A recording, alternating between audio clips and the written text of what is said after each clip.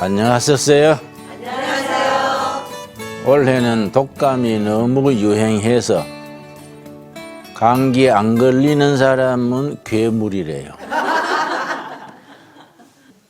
나머지 겨울에도 끝까지 감기 걸리지 말고 괴물로 버티기 바랍니다.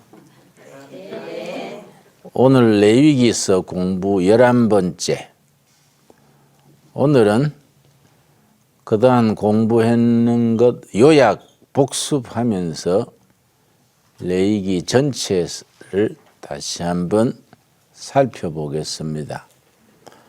먼저 1장 1절, 레위기 1장 1절 찾습니다. 여호와께서 회막에서 모세를 부르시고 그에게 말씀하여 이르시되, 하나님이 회막에 임하셔서 모세를 통해서 이스라엘 백성들에게 말씀하셨습니다. 한국 교회에서는 레위기를 좀 소홀히 생각합니다. 그러나 유대 나라에서는 레위기를 굉장히 중요시합니다. 그래서 어린아이들이 처음 성경 공부하는 첫 번째 책이 레위기입니다.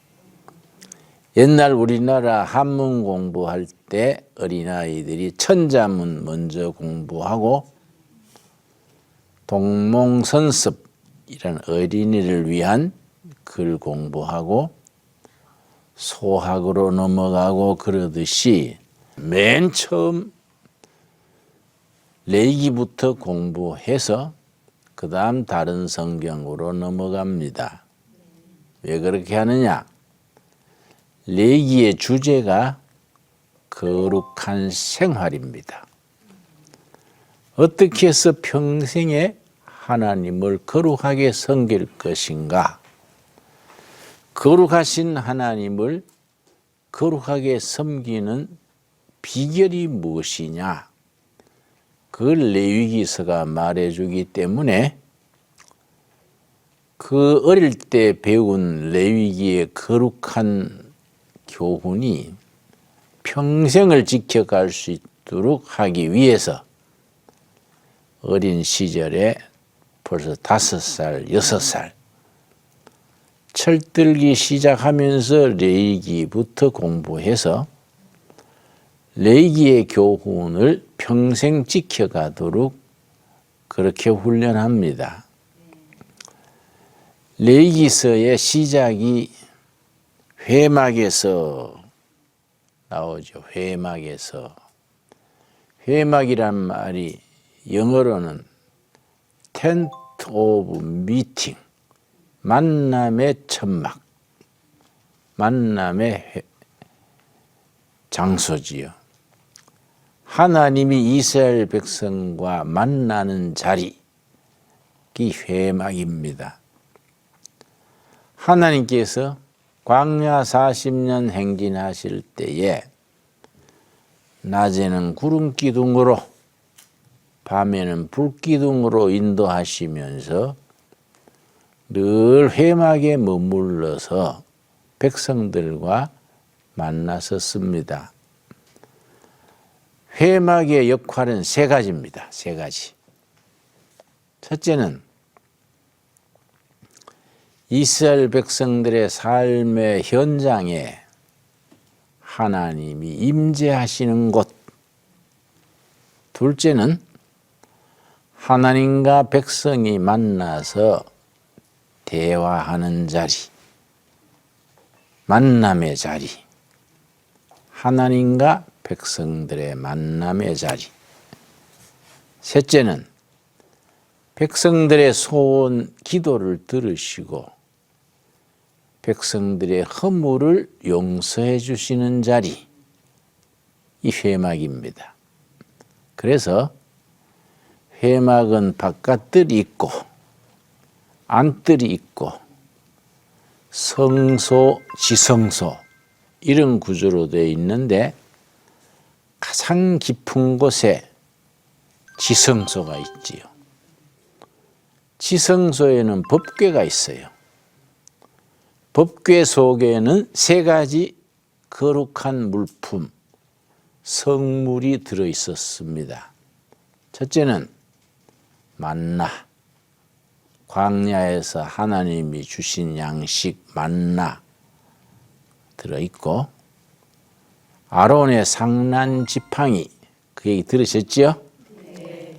아론이 분명히 죽은 나무를 가지고 지팡이를 삼았는데 지팡이를 땅에 꽂아놨더니 거기 살아났어요. 아론의 상난 지팡이. 세 번째는 모세의 십계명 돌판 둘. 이 법궤 속에 들어있는 성물, 거룩한 물품이고, 법궤 위에 뚜껑이 있는데 그 위에 천사의 모습으로 우리 두 날개를 펴고 법궤 위에 이렇게 펼치고 있습니다.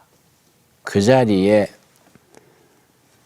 대제사장이 1년에 한 번씩 7월 10일이요. 그걸 속죄일 그래요. 속죄일. 근데 7월 10일 그럼 우리 카렌다로 7월 10일이 아닙니다. 세계가 쓰고 있는 카렌다는 세 가지입니다.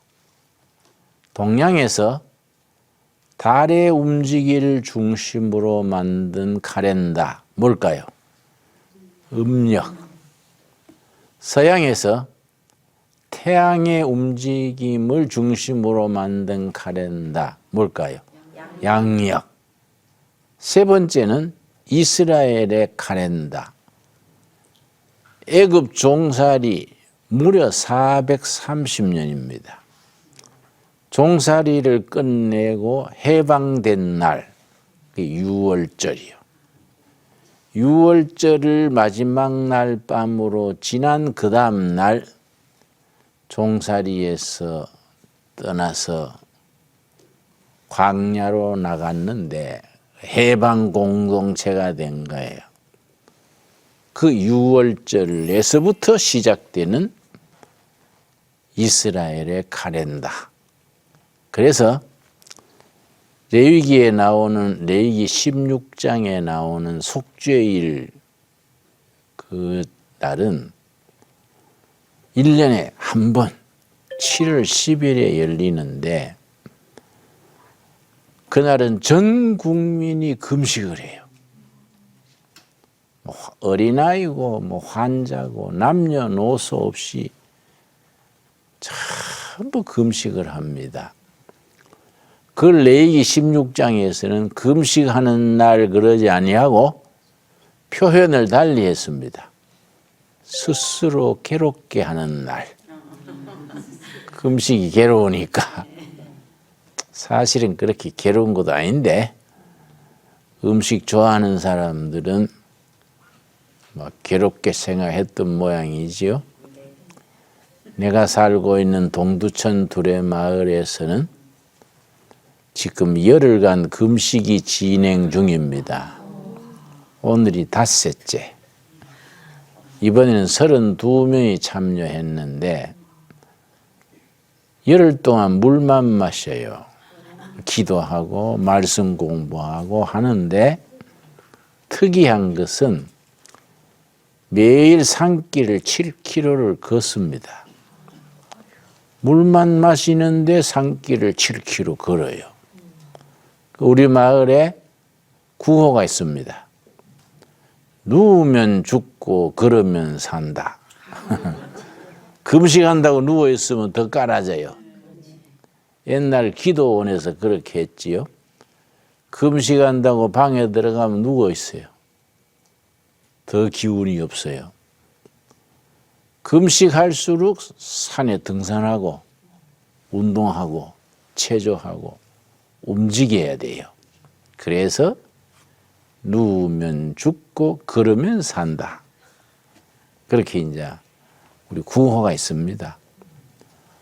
오늘 5일째 금식하는데 20대 청년에서부터 70대까지 있는데 다 쌩쌩해요. 금식이 가장 힘든 때가 3일, 4일째입니다.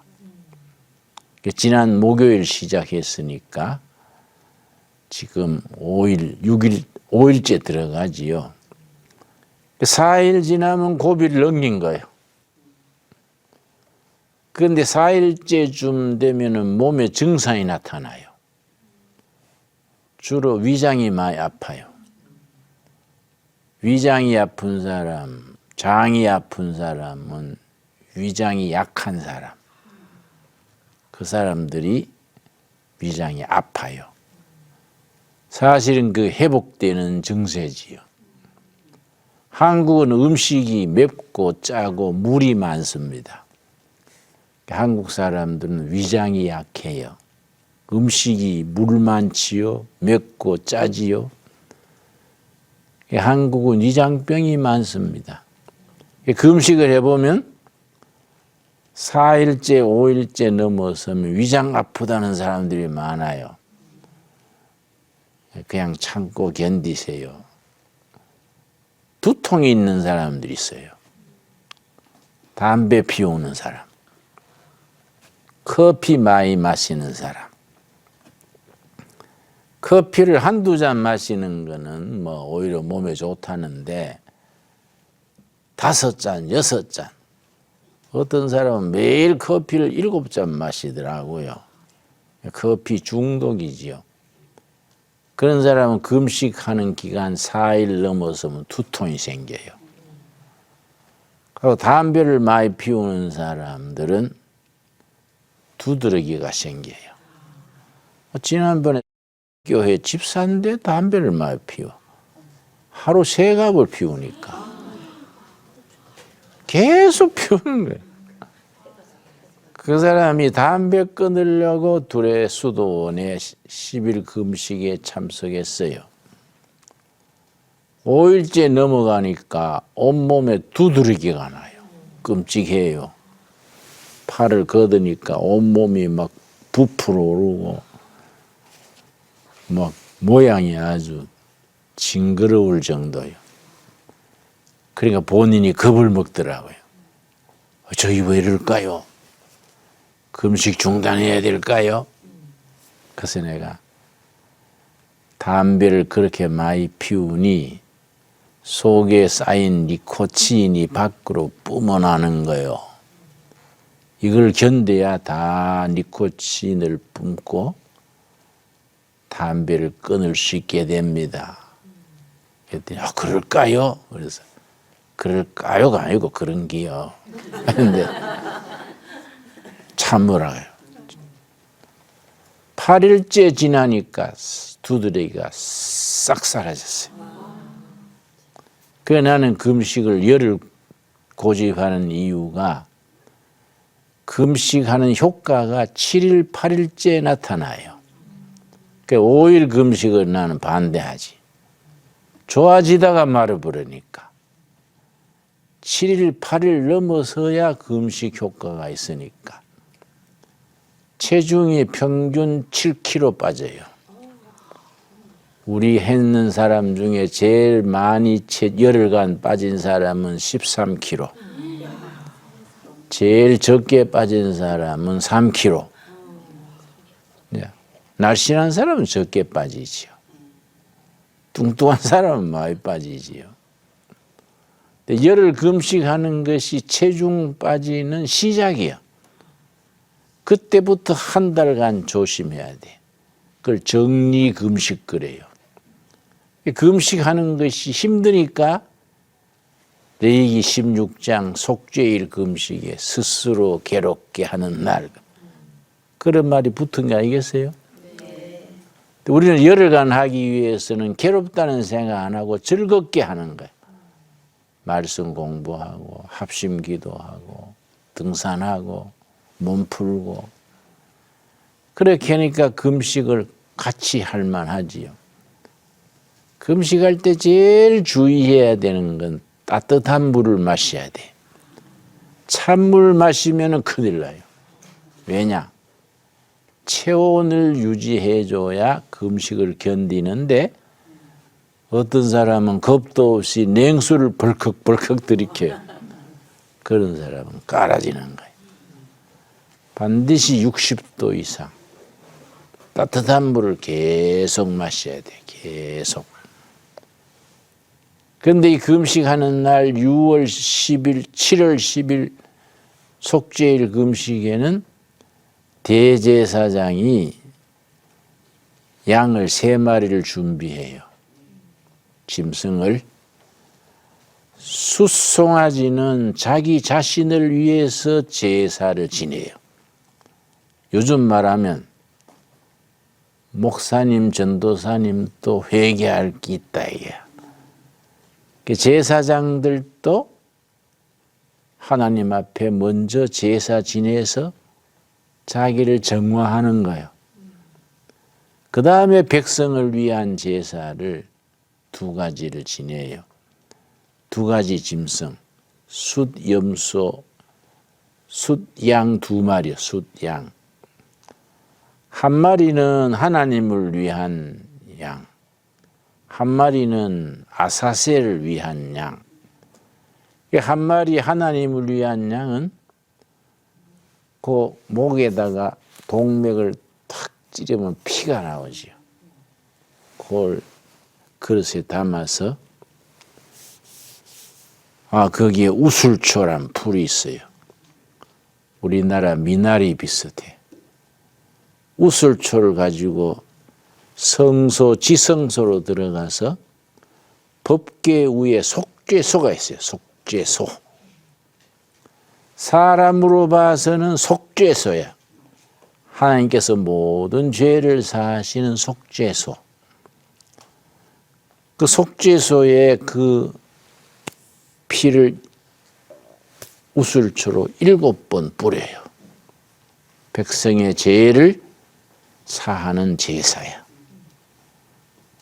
그런데 하나님 쪽에서는 속죄소라 안 그러고 시은소라 그래. 같은 장소인데 은혜를 베푸는 자리 시은소. 사람 편에서는 속죄소.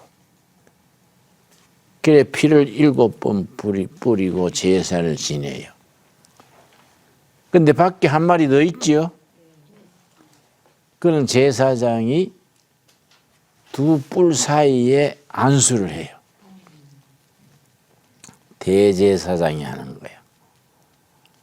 2 뿔 사이에 머리를 얹고 숫양이니까 안수를 하면서 모든 백성들의 죄, 그 결의 죄가 넘어가는 거예요. 그리 모든 민족의 결의 죄를 다 지고 가는 안수예요. 그 대제사장이 안수하는 순간 모든 백성의 죄가 다 넘어가는 거예요. 그걸 준비된 제사장, 안수하는 것은 대제사장이고 1년에 한 차례씩 대제사장이 뽑혀요. 대제사장이 안수하고 나면 그날은 속죄일은 500명 제사장이 뽑혀가지고 수발을 해요. 모든 뒷바라지 하는 거예요. 500명 중에 2 사람이 안수했는 짐승을 끌고 저 인적이 드문 사막으로 들어가요. 길 없는 사막 깊이 들어가서 풀어놔 버리는 기라. 그러면 다니다가 목말라 죽거나 짐승한테 죽거나 쓰러져 죽지요. 사람들이 지나다가 죽은 시체를 보고 내 죄를 대신해서 죽은 양이로구나. 그래서 요한복음 1장에 세례 요한이 예수님을 소개할 때 기억나시지요? 보라, 세상 죄를 지고 가는 하나님의 어린 양이로다. 기억나세요? 요한복음 1장이 있어요. 세상 죄를 지고 가는 하나님의 어린 양을 보라. 그런데 문제가 생긴 거예요. 저 길이 끊어진 인적 없는 데 가다 풀어놨는데 이 짐승이 눈이 밝아가지고 되돌아오는 거예요. 큰일이잖아요. 백성의 죄를 다 지고 갔는데 되돌아오면 문제가 되지. 죄가 다 되돌아오니까. 아마 그런 일이 몇 번 있었던 모양이에요. 안 되겠다. 나중에 어떻게 했냐면 아사셀 염소를 몰고 나가서 낭떠러지에 떨어뜨려요. 낭떠러지에. 그건 못 올라오지 이제. 그렇게 바뀌었습니다. 그 아사셀카는 말의 의미가 두 가지인데 하는 사탄의 개수 아사셀, 한 가지는 그 낭떠러지가 아사셀이. 낭떠러지에 떨어져서 다시 못 오게 영원히 백성의 죄를 지고 가는. 그래서 미국 남북전쟁 때 링컨 남북전쟁 했었지요. 1863년이요. 4월 30일. 분명히 링컨 쪽 북군이 숫자도 많고 무기도 좋고 한데 계속 지는 거예요. 남군 사령관이 로버트 리요. 리 장군이. 전주 이시는 아니고 미국 이시지. 리 장군이 이 사람이 명장이야. 작전을 잘 세우는 기라. 북군이 훨씬 무기도 좋고 숫자도 좋고 보급도 좋은데 계속 지는 거야. 나중에는 1863년 4월 달 되니까 남군이 어디까지 쳐들어왔느냐 하면은 미국의 수도가 워싱턴 DC지요. DC에 붙은 주가 버지니아. 남군이 버지니아까지 밀고 온 거예요. 이 버지니아 전선을 돌파하면 워싱턴 DC가 떨어지는 거예요. 이 전쟁이 큰일 나거든. 링컨이 믿음의 사람이잖아요. 회의하다가도 급한 정보가 막 우리 북군이 밀린다 그런 정보 들어오면 여러분 잠깐 계세요 하고 대통령이 사라지는 거예요. 1시간 2시간 기다려도 안 나타나. 답답해서 지금 전선은 급한데 결정해야 될 게 많은데 대통령이 사라졌으니까 알아보면 기도실에 가서 기도하는 거예요. 기도. 자기 어머니가 물려준 성경이 있어요. 그걸 손에 잡고 기도하는 거예요. 그래 비서는 급해 죽겠는데 대통령이 기도하는데 기도 그만하세요 할 수도 없고 각하 빨리 아멘 하세요 할 수도 없잖아요. 밖에서가 막 애타게 기다리는 거예요. 기도 마치고 나와가지고 회의하고 했는데 1863년 4월 30일에 스스로 괴롭게 하는 날을 정한 거예요. 전 국민이 기도한 거예요. 대통령, 부부, 군인, 어린아이, 환자까지 모든 북군에 속한 국민들이 하루 금식했어요. 속죄일 금식을 본받아 한 거지요. 그 다음 주에 게티스버그라는 전투에서 승리했어요. 전 국민 기도회 마친 뒤에 게티스버그에서 리 장군하고 북군하고 큰 전투가 벌어졌는데 당일날 전사한 사람만 5만 명이 넘어요. 이 전투에서 북군이 승리한 거예요. 그게 리 장군은 전쟁에 져서 후퇴하고 그때부터 전세가 바뀌어버린 거예요. 나중에 북군이 승리하게 됐지요. 그까지 유명한 속죄일 금식을 남북전쟁 때에 본을 본 거지요. 근데 레위기 시작이 회막에서 여호와께서 모세를 통해서 백성들을 만났다 했는데 회막의 역할이 세 가지라 그랬지요? 하나님이 백성들의 삶의 현장에 임재하시는 곳, 하나님과 백성들이 대화하는 곳, 하나님의 백성들의 허물과 죄를 용서하시는 곳. 근데 구약 성경에는 두 가지 전통이 있습니다. 첫째는 회막 전통, 둘째는 성전 전통. 회막 전통을 모세 요수아 트래디션은 전통이란 말이죠.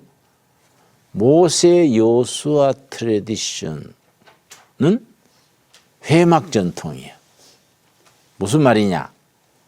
광야 40년 동안 천막에 하나님이 머물러서 백성과 행동을 같이 하신, 이걸 민중전통 그래요. 두 번째 전통은 다윗 솔로몬 전통. 거창한 성전, 대리석으로 백향목으로, 성전 짓는 자료는 아버지 다윗이 준비하고 아들 솔로몬 때에 성전을 건축했는데 성전 건축만 7년이 걸렸어. 7년 걸려서 좋은 성전 져서 하나님을 모셨는데 이걸 성전 전통, 이걸 제왕 전통 그래요. 자, 복습합니다. 성경에는 두 전통이 있다. 모세 여호수아 전통, 민중 전통은 천막, 회막에 머무셔서 백성과 호흡을 같이 하시는 하나님, 민중 전통. 두 번째는 다윗 솔로몬 전통으로서 예루살렘 아주 웅장한 성전에 대리석으로 백향목으로 거창하게 져서 거기서 향을 피우고 대접받으시는 하나님, 그걸 제왕 전통 그랬지요. 민중 전통과 제왕 전통이 구약의 쌍벽을 이루어오는데 이 두 전통이 이사야서 뒤편에 가서 통일이 돼요. 이게 합쳐지는 거지요. 그런데 한국 교회는 흐름이 대체로 제왕 전통, 성전 전통이요.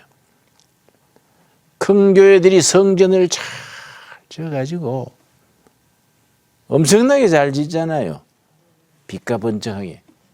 어떤 도시에 가보면 판잣집처럼 따닥따닥 있는데 주황에 막 성처럼 교회가 있어.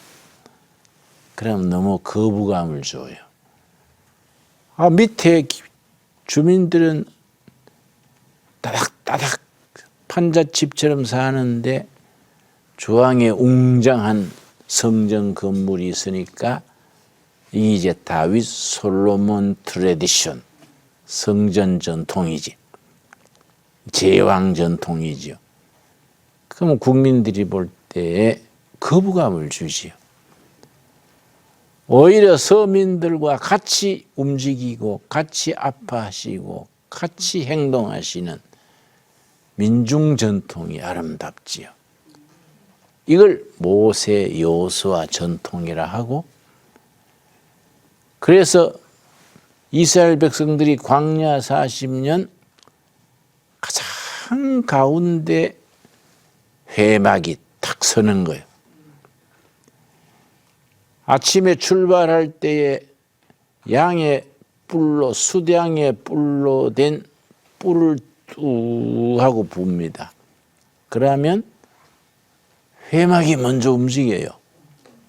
12지파가 먼저 움직이면 큰일 나.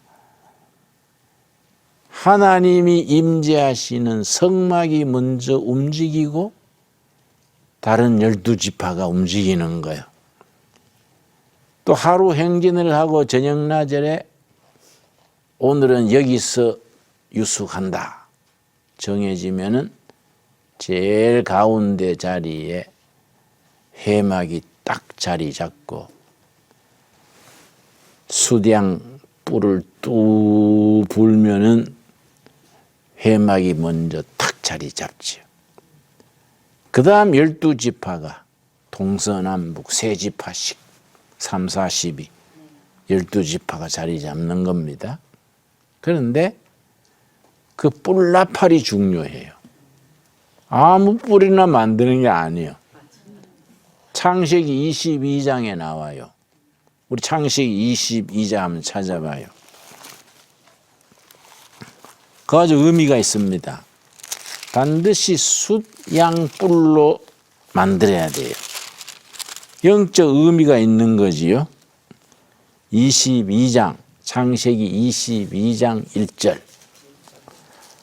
그 일 후에 하나님이 아브라함을 시험하시려고 그를 부르시되 아브라함아 하시니 그가 이르되 내가 여기 있나이다. 2절. 여호와께서 이르시되 너 아들 너 사랑하는 독자 이삭을 데리고 모리아 땅으로 가서 내가 너게 일러준 한 산 거기서 그를 번제로 드리라. 어이 큰일 날 일이지. 100세 주신 아들인데 아들이 장성했는데 하나님이 갑자기 네 사랑하는 아들을 모리아 산에 가서 바쳐라. 근데 그때 바치는 거는 요즘 뭐 신학을 보낸다든지 선교서로 보내는 정도 같으면 뭐 기꺼이 보내지. 구약시대 제물은 안 그래요. 죽여야 돼. 피는 땅에 쏟고 기름은 줄여가지고 번제단에 올려가지고 완전히 불태우는 거예요. 이 번제라 번제. 태울 번자. 그래 번제로 드려야 되는데 자식을 100세 줄 때는 언제 주시고 다 키웠는데 번제로 드려라 하니까 우리 같으면 하나님 농담하세요? 하나님 왜 그러세요? 물어볼 텐데 아브라함은 그런 사람이 아니요. 아브라함의 신앙을 순종하는 신앙 그래요. 하나님이 바치라 하니까 무조건 바치는 거예요. 아침이 일찍 일어나서 그 제단 드리려면 나수 장작이 필요하지요. 장작을 나귀에 싣고 아들 데리고 모리아 산에 가는데 모리아 산까지 사흘길이에요. 사흘 가가지고서는 모리아 산 꼭대기에 가서 아들을 제물로 바치려면 죽여야 되거든. 아들의 목에 요게 딱 따서 피를 내야 하니까 칼을 가지고 아들을 찌를 할 때 하나님의 사자가 아브라함아 손대지 말아라. 기억나지요? 네. 창세기 22장 12절이요. 12절. 이게 이제 그 나팔과 관계 있는 겁니다. 12절. 사자가 이르시되 그 아이에게 손을 대지 말라. 죽이지 말라 이 말이요. 그에게 아무것도 하지 말라. 너가 너 아들 너 독자까지도 내게 아끼지 아니하였으니 내가 이제야 너가 하나님을 경외하는 줄 아노라. 마지막 시험에 통과된 거예요. 공부하는 사람 같으면 박사 논문 통과된 거예요. 네가 이제는 알겠다. 네 사랑하는 아들까지 바치니 네 믿음이 합격했다. 그러면서 죽이지 못하게 하고 준비가 돼 있었어. 13절. 아브라함이 눈을 들어 살펴본즉 한 숫양이 뒤에 있는데, 숫양은 뿔이 있거든요. 우리 두레마을에 유산양 9마리가 있어요. 숭늉이 2마리요. 숭늉 2마리 뿔이 아주 멋있게 났지. 아주 남자답게 뿔이 촥 나서. 응? 다른 7마리는 암놈이고. 암놈이 1년에 새끼를 2번 낳는데 평균 2마리 낳아요. 한 번에. 그러니까 적어도 1년에 3마리를 낳겠지요? 7마리가 3마리 놓으면은 21마리잖아요. 금년 가을 되면은 거기 숫자가 많아지지. 한 30마리 되지. 유산양이 그렇게 몸에 좋습니다. 뭐 젖소 젖은 그약 먹으면 큰일 나요. 그 결핵균 또 있고 뭐 박테리아가 있어가지고 병들어요. 반드시 소독해서 먹어야 돼. 근데 산양젖은 그냥 먹어도 돼. 모유와 같아. 그래 우리가 산양젖을 짜가지고 딱 담아 내놓으면은 나오자마자 다 팔려요. 애기들한테 좋으니까. 근데 그 숫양 뿔이 있는 거야, 뿔. 그 내 2마리 뿔이 멋있게 났는데 저 뿔을 하나 베서 나팔을 만들어 볼까. 근데 한창 크고 있는 양을 벨라니도 미안해. 늙도록 기다리는 거지 이제. 응? 나중에 이제 늙어서 은퇴할 때 뿔을 비야겠다. 그 보면은 수풀에 뿔이 걸려 있는지라 아브라함이 가서 그 수양을 가져다가 아들을 대신하여 번제로 드렸더라. 아들 이삭을 바쳐야 되는데 하나님이 아들을 대신해 숫양을 바치게 했지요. 그 수양이 수풀에 뿔이 걸려 있었어. 어쩐 일인지 왔다가 자 길을 잘못 들였는지 모리아산 꼭대기까지 와가지고 풀에 걸린 거야. 나무 줄기에. 나무 줄기에 뿔이 걸려가지고 못 움직이고 있은 거야. 그래, 하나님이 준비하셨구나. 아들 이삭 대신에 그 번제를 대신하여 드린 겁니다. 여기 아주 영적으로 의미가 깊습니다. 아들을 대신하여. 누구를 대신하여입니까? 아들을. 그 아들 속에 우리가 들어가는 거예요. 아들을 대신하여 수풀에 뿔이 걸린 수약 바쳤는데 구약을 복음적으로 이해할 때 어떻게 해석하느냐 하면은 수풀에 뿔이 걸린 수양은 십자가에 달리신 예수님. 이해가요? 네. 이게 구약을 복음적으로 이해하는 이해지요. 그 아들을 대신하여 예수님이 십자가에 죽으신 거지요. 그러고서는 이스라엘 사람들이 신앙 고백이 생겼어요. 15절이지요. 14절. 아브라함이 그 땅 이름을 여호와 이레라 하였으므로 오늘날까지 사람들이 이르기를 여호와의 산에서 준비되리라. 여호와 이레. 하나님이 준비하셨다. 하나님이 이삭 대신에 수풀에 뿔에 걸린 양이 준비되어 있었지요. 네. 우리한테는 우리가 죽어야 되는데 우리 대신에 누가 준비됐습니까?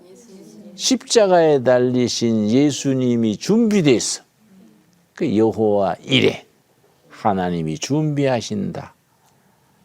우리 동두천 수도원에 대안학교가 있어요.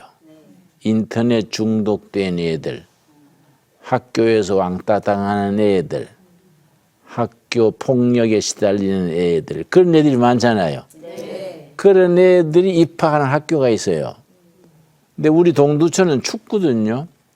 얘들은 운동을 많이 해야 돼.